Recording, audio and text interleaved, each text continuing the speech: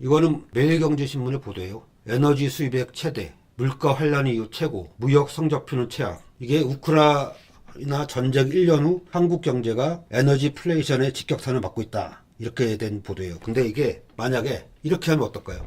윤석열 정부로 바꿨어요. 윤석열 정부 9개월 경제 성적. 많이 되죠? 만약에 지금 문재인 정부였으면 문재인 정부 9개월 경제 성적 이렇게 갖고 보도를 했을 거예요. 그러니까 정권에 따라서 보수적인 목소리를 내는 매체하고 진보적인 매체가 내는 목소리를 내는 매체하고 이렇게 다릅니다. 이렇게. 근데 이거는 보세요. 시장에 맡기자더니 결국 공급요금 동결. 금융통신은 이권 카르텔, 요금 동결. 여론 악화 때문. 이거 이제 보도한 데가 다릅니다. MBC고 이건 TV조선이고. 그러니까 진보적인 목소리를 현재 내고 있죠. MBC는. TV조선은 아까 보셨지만 종편 중에서 보수적인 조선일보가 보유한 곳이니까 보수적인 목소리를 낼 거 아니에요. 근데 둘 다 좀 비판적으로 보도를 했어요. 그러니까 윤석열 정부가 좀 문제가 있다라는 인식을 진보고 보수건 다 하고 있는 거죠. 기사 일부를 보면 문재인 정부가 시장 논리를 따르지 않고 요금을 묶어놓은 포퓰리즘이 문제라고 주장해 왔는데 어떻게 했습니까? 기존 입장을 바꿨죠. 시장 논리에 맡기자고 했는데 이제 공군요금 동결을 하자 그랬으니까 앞뒤가 안 맞는 얘기죠. 자, TV조선의 금융통신을 강조를 많이 했습니다. 이거 뭐냐면 금융회사가 이제 은행 중에서 은행이 이제 그 돈장치를 한다고 하니까 그러면 은행을 하나 더 설립하자. 또는 통신이 이제 갑자기 통신이 나왔어. 통신은 요금을 올린 적이 없거든요. 근데 또 얘기를 꺼냈어요. 왜 꺼냈을까? 통신사를 재벌한테 하나 주려고, 은행을 누군가한테 하나 더 주려고 하지 않았을까라는 의심을 해볼 수 있는데 그 내용이 기사에도 있습니다. SKT, KT, U+에 이어 네 번째 이동통신사를 허가하려는 거냐는 질문이 나오자 대통령실에서 부인하지 않았다고 하죠. 이런 흑막이 있는 거예요. 그냥 무조건 기사를 보고 아 이렇구나라고 생각하시면 안 되고 이걸 왜 정부에서 이렇게 했을까라는 얘기를 왜 했을까? 그런 걸 한번 생각을 해보실 필요가 있죠. 자, 은행이 이제 15년간 순이익만 100조랍니다. 보시면 작년에 12조 1000억이었죠. 고금리일 때 이익이 더 늡니다. 일반적으로 얘네들. 15년간 순이익 100조. 대단하죠. 그리고 그 리먼 사태가 터졌던 2008년 9년에도 얘는 적자를 안 봤어요. 3.6조하고 2.6조에 흑자를 봤어요.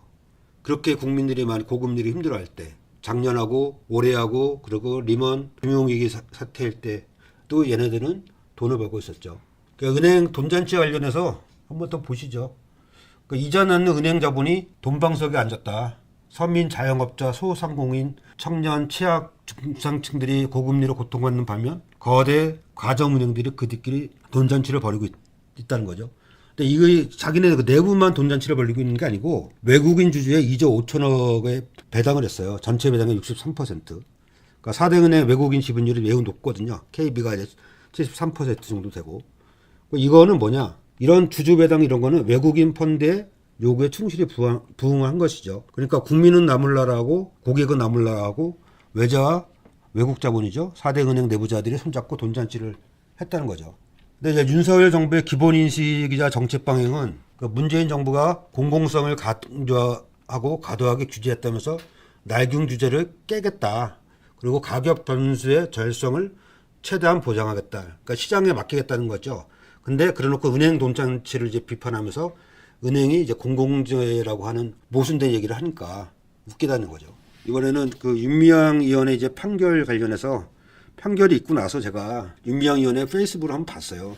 그러니까 윤미향 의원이 이제 1심에서 이제 그 대부분이 이제 무죄 판결이 났고 하나만 이제 벌금형을 받았어요. 그러고 나서 이제 자기 소회를 올린 겁니다. 검찰은 건강이 좋지 않은 기록원 할머니께서 거주하는 공간에까지 압수수색을 하며 무리하게 수사를 진행했습니다.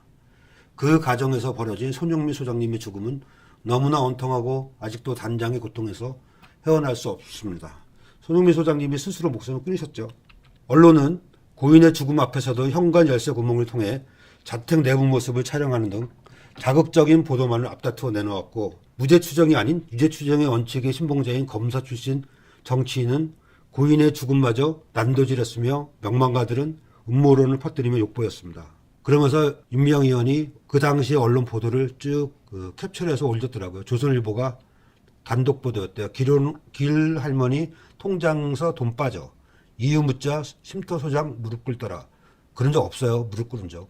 그 소설입니다. 세계일보 길원옥 할머니 가족 숨진 소장 할머니 돈 빼달려 돈 세탁. 또 세계일보 또 있죠. 최초 신고자 윤미향 보좌진 119 녹취록 공개. 조수진 증거인멸 의심. 조수진이 국민의힘 의원이죠. 문화일보 길어놓은 할머니 돈 매월 350만 원 빼내간 사람 누군가. 자, 이게 보도한 데가 다 조중동이나 뭐 이런 거죠. 한경래가 아니죠. 다 보수적 애들이에요. 이렇게 보도를 합니다. 서울경제 그 50억짜리 그 50억 클럽 곽상도 맞습니다. 곽상도 쉼터 소장 길어놓은 할머니 돈 손대. 윤미향 의원과 통화 내용 밝혀야. 펀앤마이크라고 저 처음 들어보는 데인데 이런 데가 있었대요. 있대요. 곽상도 평화의 집 소장이 앉은 채 스스로 목줄로 죽었다고? 이게 납득이 되나? 어떻게 이런 보도를 합니까? 그죠? 이런 말을 하고. 최근에 곽상도 무죄 판결 받았죠? 그러니까 정청래 최고위원이 윤미향 의원에 대해서 이제 최고위원회에서 모두 발언을 했어요. 2월 20일에. 보면 윤미향 의원이 1심 판결에서 대부분 무죄를 선고받았다. 맥주집에서 한 번에 3,300만 원어치 해석비를 지출했다. 언론이 도배를 했던 거 기억나시죠? 사실 묵은 무혐의였습니다.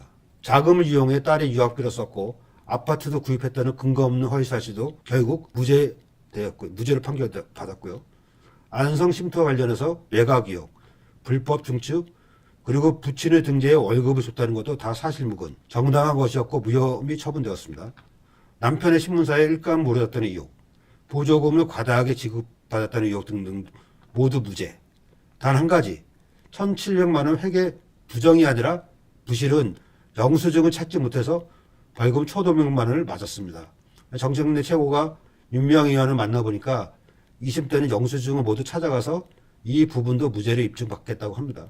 그러면서 문제가 하나 있죠. 검찰이 언론을 흘리고 언론이 몇 달간 오른쪽에 있는 것처럼 도배질을 했던 이 문제는 도대체 누가 책임져야 합니까? 아무도 사과한 언론이 없습니다. 허위사실의 공포탄들은 그 탄피가 그대로 남아있습니다. 윤미향 의원에 대한 인격살인에 대해 검찰과 언론은 사과하시기 바랍니다. 이 보도를 보시니까 어떠세요? 이 보도, 오른쪽에 있는 보도하고 정청래 의원의 말, 그 다음에 윤미향 의원의 페이스북에서 소회를 보시니까. 그러니까 언론은 잘 봐야 됩니다. 뉴스를 제대로 봐야 되고. 그러니까 이제 제 채널에서 라이브 할 때마다 오셔서 같이 많이 봐요.